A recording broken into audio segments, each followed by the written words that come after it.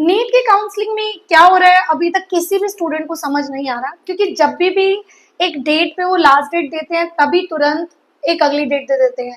वो डायलॉग तो सुना ही है ना, तारीख पे तारीख, तारीख पे तारीख, और ये तारीख पे तारीख पहले तो कोर्ट में दी जाती थी, अब एमसीसी वालों ने भी यही करना शुरू कर दिया है। So welcome to my YouTube channel UGC Khabri, UGC की हर बात कोमल मैम के साथ। आज बहुत सीरियस टॉपिक है कि एमसीसी इस तरह से क्यों कर रही है।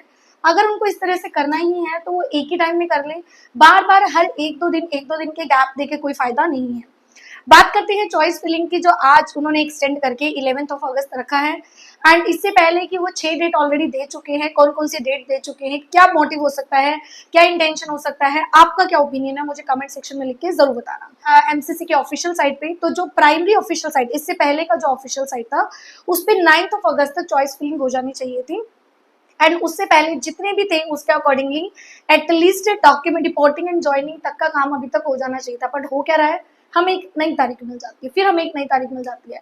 इन तारीखों के मिलने से बहुत सारी चीजों पे बहुत बड़ा इम्पैक्ट पड़ रहा है। वो सारी चीजों को हम देखेंगे क्या इम्पैक्ट पड़ रहा है। पहले कुछ डेट देख लेते हैं जो एमसीसी बार बार चेंज कर रहा है, जहां से उसने शुरुआत करी थी इस जर्नी की।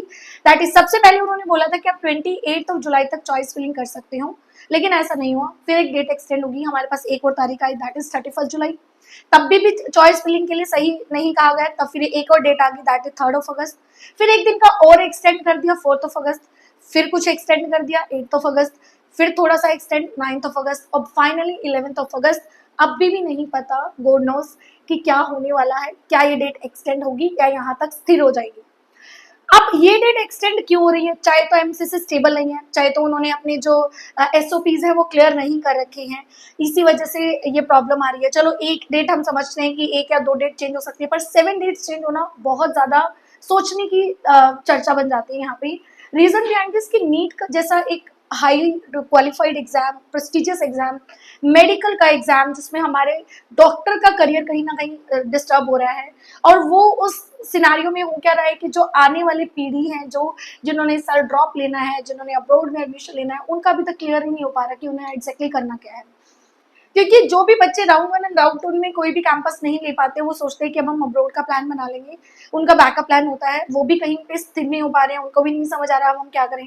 जो अभी ड्रॉप लेने का प्लान कर रहे थे उनको भी क्लियर नहीं हो रहा कि तैयारी करें या फिर वो राउंड 1 एंड राउंड 2 का वेट करें, क्या पता होपफुली उनको कुछ मिलने जाए। तो मेरा एक ही गुजारिश है एमसीसी से, प्लीज आप इन चीजों को थोड़ा स्टेबल कीजिए, क्योंकि इसके बेस पे बहुत सारे स्टूडेंट्स का करियर टिका हुआ है। तो प्लीज आप इसको थोड़ा डिफाइन कीजिए, थोड़े एसओपीज को क्लियर कीजिए, ताकि वो चीजें हो सके। एंड यू नो, अगर आपको पर्सनल काउंसलिंग में कोई हेल्प चाहिए, आपको नहीं समझ आ रहा मुझे क्या करना चाहिए और क्या नहीं, तो दिए गए नंबर पे कनेक्ट करके आप हमसे काउंसलिंग भी ले सकते हैं। ड्रॉप लेने के लिए क्या पैरामीटर होने चाहिए, पर्सनल काउंसलिंग से आप समझ सकते हैं, ठीक है।